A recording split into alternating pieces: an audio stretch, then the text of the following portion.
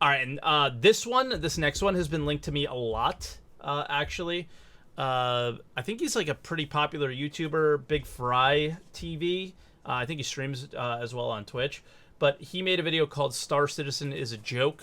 I'm sure this is the roadmap thing, but let's see what this is about. I haven't seen it yet. I hope it's not more on the roadmap. I'm kind of overhearing about it at this point. So news articles and videos are coming out discussing it's about the latest Star Citizen controversy in regards to the devs now scaling back the roadmap to avoid timeline distractions. Yes, they're starting to now blame the players for holding devs accountable to promises made for the development of one of the largest... I'm like already almost done watching the video because he instantly said promises, right? When like promises were never made. Like, I'm not here to defend this project. It's so silly at times, and like the roadmap in general was like the worst, one of the worst things ever. And I'm like one of the worst offenders of the project, and I'm glad that they were trying to fix it. But everybody's really stuck on the words in the sentences and not the actions.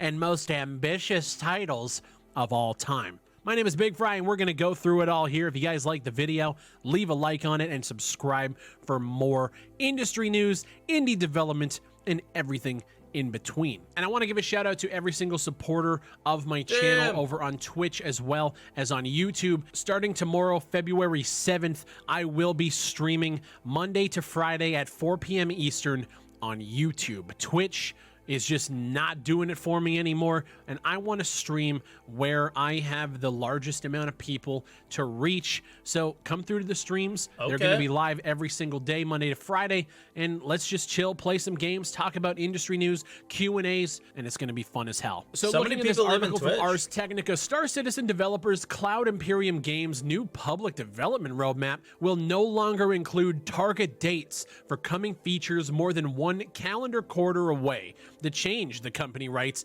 is largely to avoid distraction and continued noise. Yeah. And you got to remember, if you look at every other game only shares their next patch, and each quarter is a patch for Star Citizen.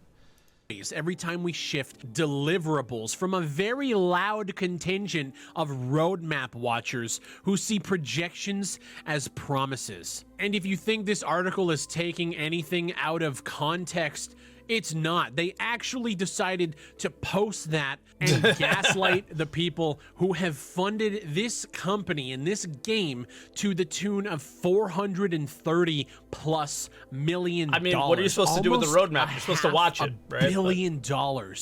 Those people who are quote-unquote roadmap watchers who see projections as promises, those people are now looked at as, I guess, some sort of enemy or distraction to the dev teams. And according to the post itself on the RSI website, their continued noise every time we shift deliverables has become a distraction both internally at CIG and within our community, as well as to prospective Star Citizen fans watching from the sidelines at our open development communications. So not only are the people that are trying to hold the devs responsible and accountable for their promises and guarantees of features that we've been hearing about for years now, those people are now distractions, both internally at CIG and on forums, on social media, on comment sections. So, but again, like, some of this is on us.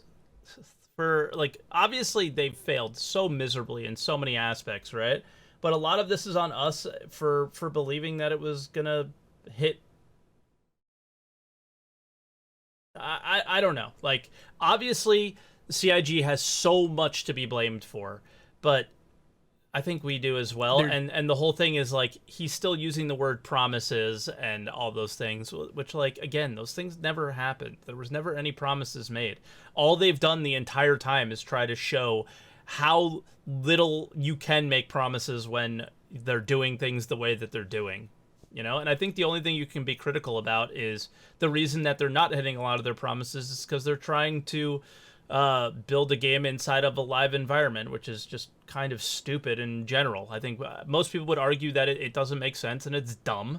and it works for them for their funding model or whatever, because they're able to make it look very pretty, but it doesn't make sense from a software development standpoint. You just don't do it this way, and that's why they are where they are. Distracting the community, as well as prospective Star Citizen fans who, you know, might consider, you know, buying into the game, but they're seeing all this negativity and distraction. He's 100% right about Star this, Citizen obviously. pretty loosely over the past, I would say, 5 years at this point. And every time you ask somebody in the community, like when a feature is coming, something like salvaging, or when you ask when we're going to be able to fly into Pyro and jump through portals to go to different systems, everything always leads back to server meshing. Server meshing is the technology that's going to allow people to play together, mesh servers together. So if I'm in one planet area and somebody's in another, we might be on 2 different servers, but it's kind of like instance layering when it comes to World of Warcraft, and that's a very simple explanation, and obviously there's a lot of underlying tech with it, but we've been hearing about server meshing since 2016. And it is still nowhere in sight. A post that came after their most recent CitizenCon, which happened in October of last year, they said that their current aim is to release persistent streaming in the first version of the replication layer, ideally between Q1 and Q2 of next year, which would be right about now, 2022. We'll then follow up with the first version of a static server mesh. It would, Q1 would be March and Q2 would be June. So, no. Or no, Q1 would be when? March. That would be their Q1 patch. And then April, May, yeah, June, right? For Q2. And then they have another one in like September, and then they have one in December. So that's their Q3 is September, Q4 is December for them, because they do it at the end of the quarter.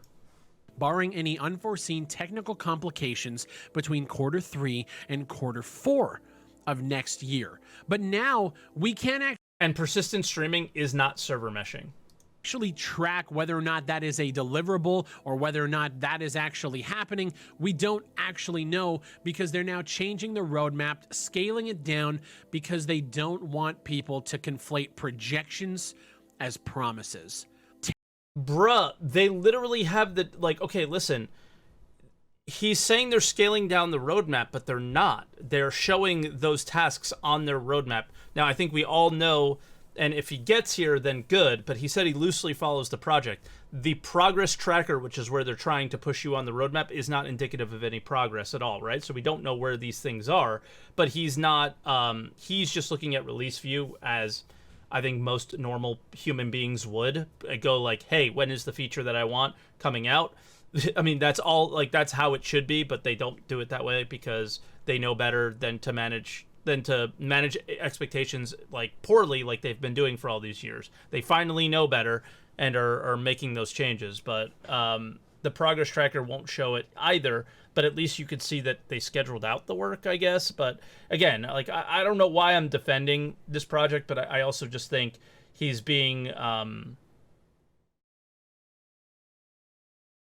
more dramatic because of his ignorance about exactly how everything works, because he does loosely follow things, so he doesn't know all the finer details of everything. 10 years in development, $430 million, 700 plus devs, and we're still in a very early alpha build of this fucking game. And then it's bullshit. The people that are loud and vocal and trying to hold them responsible and accountable are gaslit in a post and called roadmap watchers and a distraction to the company.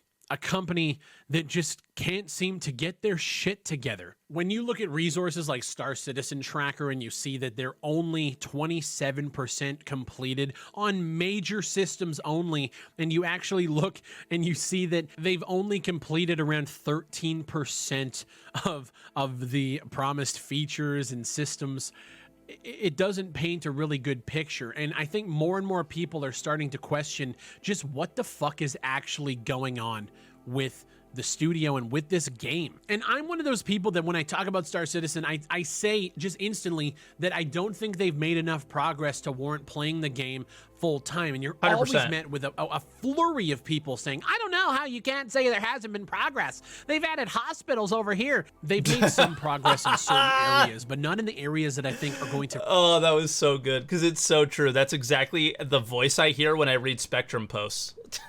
really make a huge impact on your core gameplay. They've added some survival elements. They've changed the inventory system around. In my opinion, I'm not a big fan of the changes. I didn't like what it was before, but I liked before better than it is now. They've added a shit ton of ships, of course, and they've also added a lot of quality of life improvements. Now, granted, it's an alpha, so the quality of life improvements right now, I mean, we'll see what it's like 10 years down the road when we get to beta. They've squashed and pretty much eliminated a lot of the 30Ks, which was like the server crashing. It was super frustrating playing that back in the day. But in terms of like core mechanics and gameplay, nothing's really been done. We still can't go to Pyro. We still can't have more than 50 players on a server. It's still that's the most important same thing. Game. Like the idea that everybody wants to go to Pyro makes no sense, because if it's still just another empty system like Stanton and there's nothing to do, it doesn't matter. But the idea of like 50 players in an area is I think the most problematic thing, and that's what server meshing is supposed to help with, but we don't even know until they try it, and again, we have no idea. So like anybody that's like hinging on meshing to do anything, I just look at meshing, if it comes in, they can't make the excuse to not work on things because of meshing anymore. That's just how I look at it. Play loop with the addition of things like volumetric clouds. They've added Crusader in the past couple of years. I remember when I jumped in, I believe it was in 2016, and at the time they said that salvaging was around the corner, and it's still not in the game. Think about this. In 2012, it was a space exploration game with 185 systems. And in 2022, what? It's Stanton with the upcoming patch. And keep in mind, this is tentative. A hospital on Lorville and a coffee shop vendor AI in Area 18. So that's... Again, but ignoring a foundational feature like selling. Right? But like, listen, that shit should be in every game. It's listen, I can't believe I'm defending this game to this guy. Like, I don't know why I'm even doing this, because the game is a complete joke. But like, selling is a huge feature that is like a puzzle piece to make the game actually decent. But everybody is like, he's just like, it just sounds like he's just acting this way for the sensationalism aspects of the video, and you know, riling people up, or he's riled up or whatever. So there's so much emotion here, and not a whole lot of logic. Fantastic. In a VentureBeat interview from June 2018, Aaron Roberts was actually quoted by saying, in terms of an instance, right now we can put about 50 players in an instance. That will go up, but the final plan is obviously once we get the server meshing in. That won't be this year, but will be coming next year. That will allow everyone to play in one huge instance with all players. So even back then, it was supposed to be coming in 2019. Then in 2019, it was, it'll be next year. There's no excuse for that shit. And then that post that came out in October after CitizenCon, it's going to be next year. And we're still just waiting for any sort of core gameplay, exploration, salvage, taxi missions, more than one system. One of the things that I always hear and see in defense of Star Citizen is that all these extra features and scope that was added to the game was because the community actually wants it to be in the game. That's they not got true. Feedback from the community, and everyone said, yeah, put these in, keep doing the stretch goals, keep building this game up into something huge. But when you look at what Chris Roberts said in March of, and keep in mind, 2015, he says Squadron 42 will be toward the end of the year. That's sort of basically Wing Commander single-player narrative. And at the end of the year, we will release the very early alpha of the Persistent universe. It won't be nearly all of the systems and planets, but we plan to have 5 or 6 systems you can fly between. You won't be able to do all of the things we're planning on you to do, but probably trading, mining, piracy, combat, and a lot of core stuff. Then the company plans to spend 2016 filling out the rest of the star system, finishing ships, finishing characters, basically going from 5 to 130 star systems and adding more of the functionality and features that we have and building out different roles. By the end of this year, backers will have everything they originally pledged and plus a lot more. But of course, our intention is that it's much bigger, more expansive, huger game than I ever considered we can do. This was 7 years ago. And reading that then and seeing them gaslight people who are starting to become frustrated and vocal and holding them accountable now tells me that this project is never going to be completed because of the mismanagement from the fucking ground up.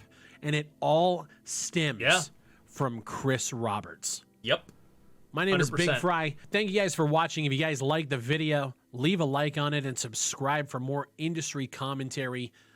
Fuck Star Citizen and fuck anybody that gets at you for asking questions about a game that you put your money towards. Fuck I'll see you guys at the live stream tomorrow, and keep in mind we are going to be live Monday to Friday at 4 p.m. Eastern on YouTube. Appreciate every single supporter, every member of this channel. You guys can join for only 99 cents a month. You can support the channel and the content that you like directly, and I'll see you on the next one.